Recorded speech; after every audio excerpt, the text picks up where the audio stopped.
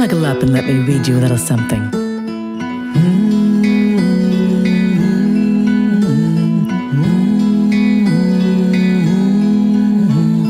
Grab a seat, a bite to eat, and settle right in. For hugs, snuggles, stories, and more, and so many sweet things in store.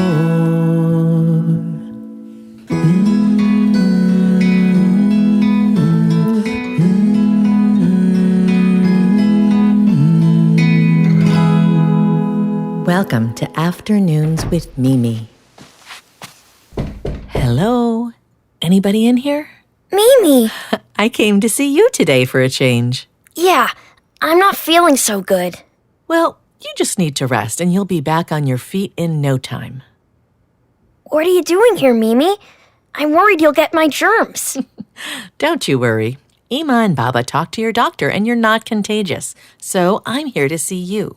Aside from being your Mimi, did you know visiting folks who are sick is a mitzvah? Really? Yes, it's called Bikur Cholim, and it means visiting the sick. Well, I'm sick and you're visiting me, so you're doing a nice thing. Yes, a mitzvah is a commandment. What's a commandment mean? Kind of like something you need to do, like a law or an order. Sort of like how in our house I have to say, "May I be excused?" before I leave the dinner table? It's a rule like that? You could say.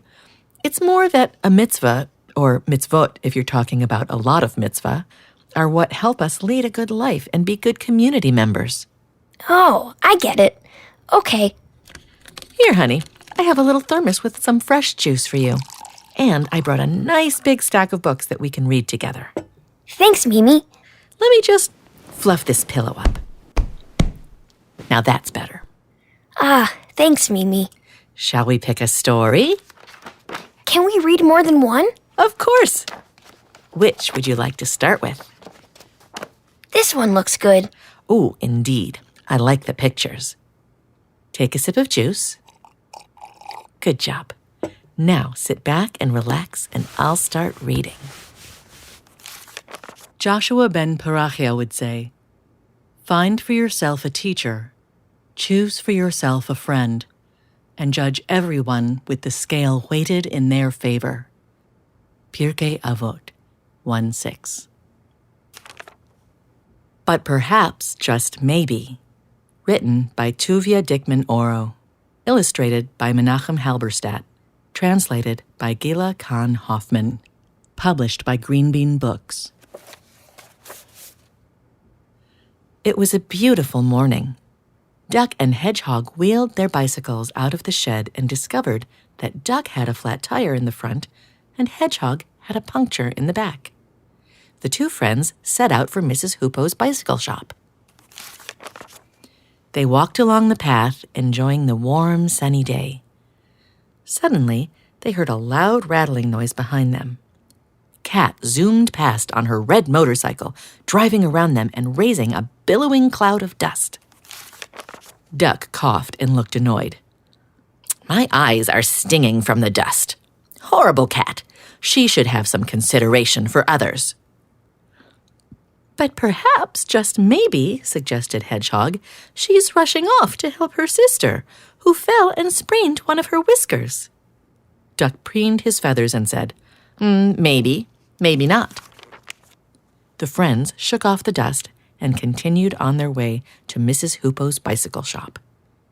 And then, right there in front of them, was Mr. Billygoat, rolling a gigantic rock into the middle of the path, waving hello, and then hurrying away. "Now this," grumbled Duck. "What is Billygoat doing? He's blocked the path. We can't get by. That Billygoat really irritates me." "But perhaps, just maybe," suggested Hedgehog, "Mr. Billygoat saw a big hole in the road and sealed it off so no one would fall in." Duck scratched his feathers and complained, "Really, Hedgehog, what a silly idea. He's just being annoying." The two walked on toward Mrs. Hoopoe's bicycle shop. It was a long way, and the friends were tired and hungry. "I know. Let's stop and eat some raspberries from the bush that grows on the top of the hill, Hedgehog suggested. Great, Duck replied. I'm crazy about raspberries. The two friends walked across the hill until they came to the raspberry bush. But who else was there? Mrs. Fox.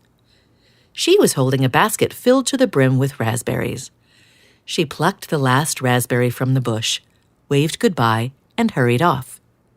Darn, darn, and double darn, shouted Duck. Did you see that, Hedgehog? Mrs. Fox picked every last raspberry. I am so angry. But, Hedgehog began. Don't even start, groused Duck. Perhaps, whispered Hedgehog. Perhaps what? Asked Duck. Perhaps, just maybe, she saw that all the raspberries were very ripe, and she picked them before they could spoil to share them with friends. Really, griped Duck, and he kicked at a small stone. It doesn't work that way, Hedgehog. Don't you, but perhaps just maybe me. The two walked on in silence until they reached Mrs. Hoopoe's bicycle shop. Sitting at the entrance to the shop were the two cat sisters. Hello, Duck. Hello, Hedgehog. How nice to see you. I apologize for not stopping before to say hello. I was in a hurry to reach my sister. She tripped and sprained the tip of her whisker, but now she's fine. So if you were worried, thank you. Duck turned to his friend Hedgehog in astonishment. But before he could say a word, Billy Goat emerged from the shop, chewing on some oats. Hi, Duck. Hi, Hedgehog. It's nice to see you. I was just telling Mrs. Hoopoe and Mrs. Fox about the pit that opened up in the middle of the path and the huge heavy rock I found to fill it in. No one will fall into it now.